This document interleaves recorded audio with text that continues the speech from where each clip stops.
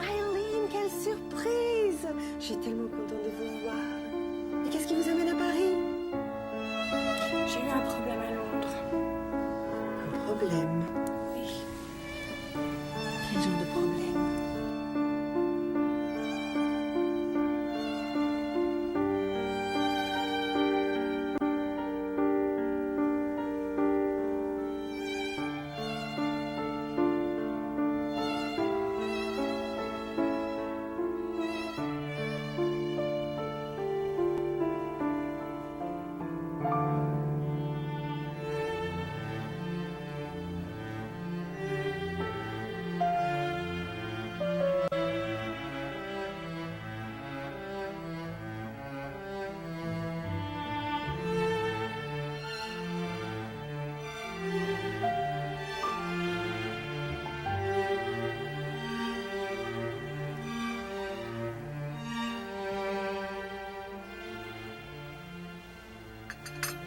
When a woman marries, it's normal that she put her husband first.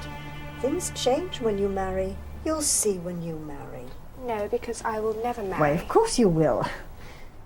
Your turn will come soon. No, it won't, Mother. I refuse to change my life for a man. Besides, I don't like change. You're still young, but you'll see. Change is a part of life. Things are always and constantly changing, I know, Mother. Some for the better. Well, it doesn't always seem like that at first, but everything is for a reason.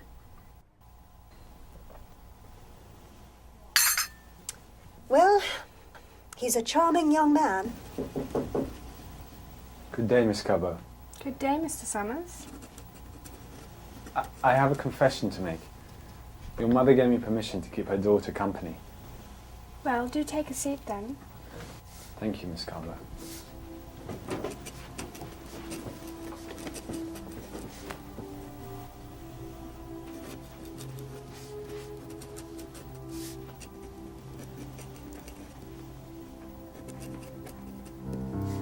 My dear mother thinks I'm not social enough because I like to read and write so much. Well, then we share the same interests. What do you write? Mostly poetry and letters. Letters? Yes. To my best friend Winnie. Actually, you might have heard of her. She just recently married James Hill, the author from Surrey. Oh, yes, how wonderful. A friend of mine was just telling me about that wedding. I think my father was actually at Oxford with Mr. Hill. Really? Then I suppose you heard of his father passing on. How unfortunate. His mother says he reads and writes all day long, just like you do. Yes, actually, I lent Mr. Summers something. Really? Molière, Mother. Mr. Summers also speaks French. I believe he spent the last 2 summers in Paris studying French. That's nice. You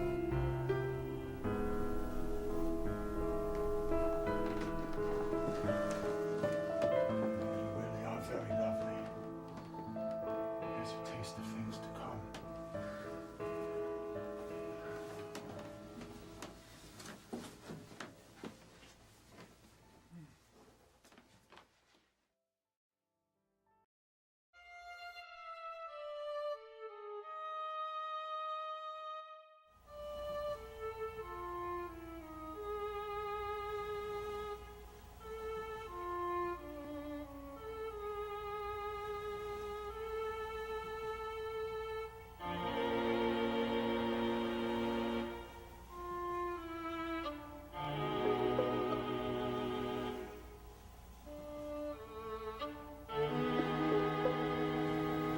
Dearest Aileen, I am not sending this to you as I am afraid it could be read by someone else.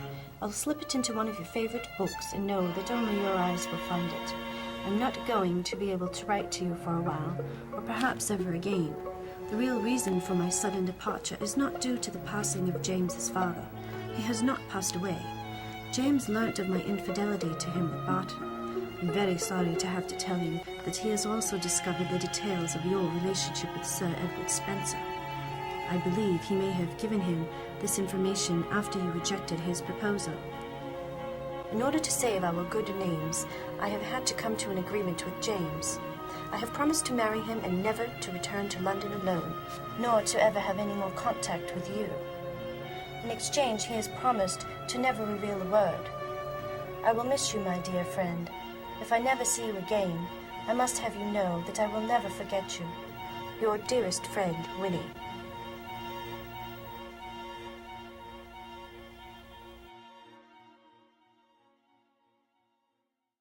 How concerned you with appropriate, Miss Carbo? Really? Why, whatever are you talking about, Mr. Summers? You seem like a decent woman. But are you really concerned with decency behind closed doors? What are you insinuating, Mr. Summers? Nothing, just a bad joke. Yes, well, I would say so. Certainly hope you don't write comedy, Mr. Summers. As I was saying, I don't think I'm going to lend you this book. And I was asking... Because I would like to give it to you. Oh. Taming of the Shrew by William Shakespeare. Thank you, Mr. Summers. That's... Harold, that's very kind of you.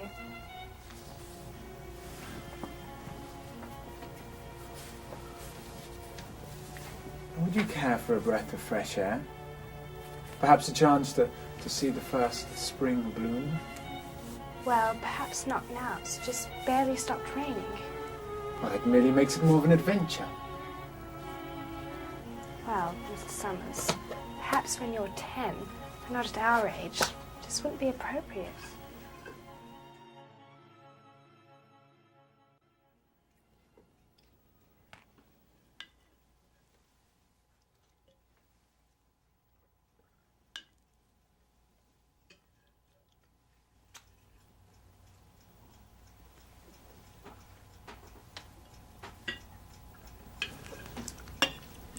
I received something in the mail today.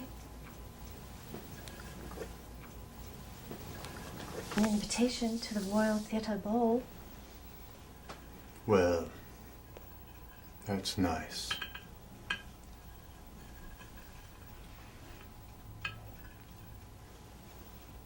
Could we not perhaps make an exception and make an appearance there, dear? Winnie, please don't ask me questions for which you already know the answer.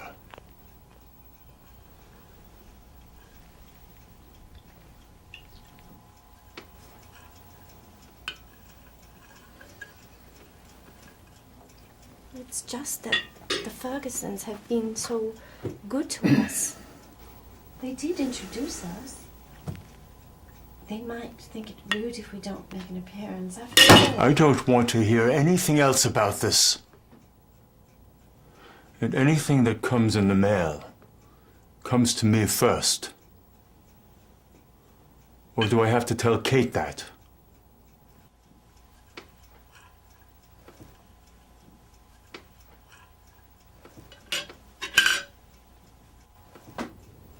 Good.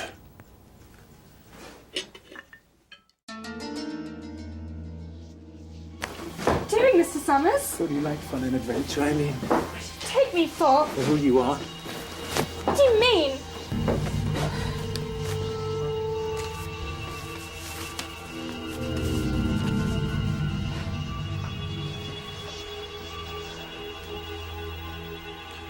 You left it in your book.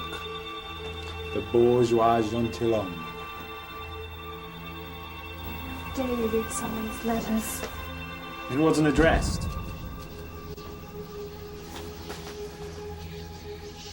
Addressed, Mr. Summers, it was in my book.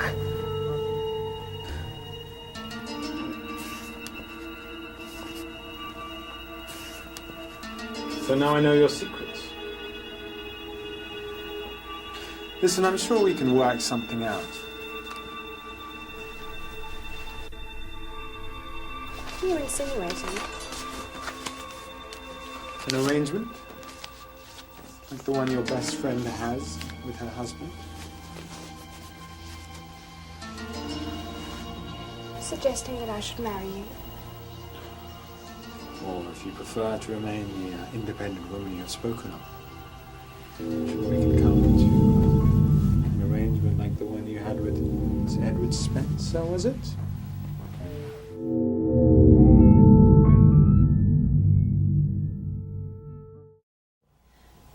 I took some money from James's desk. I want you to take it. Go to Paris to join your cousin Madeline. For?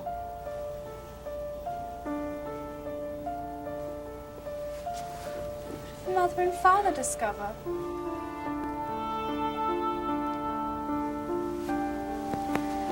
What will I tell Mother and Father? Tell them you miss Paris. And your cousin Madeline. The story doesn't matter. Just leave. And you must leave by tomorrow. It will be too late.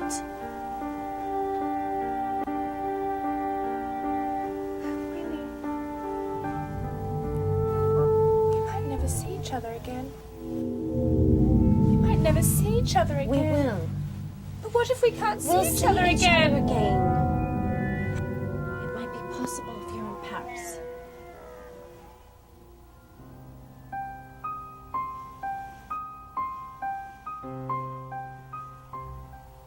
Mais qu'est-ce qui vous amène à Paris? J'ai eu un problème à Londres. Un problème. Oui. Quel genre de problème? Est-ce que je pourrais rester ici un moment?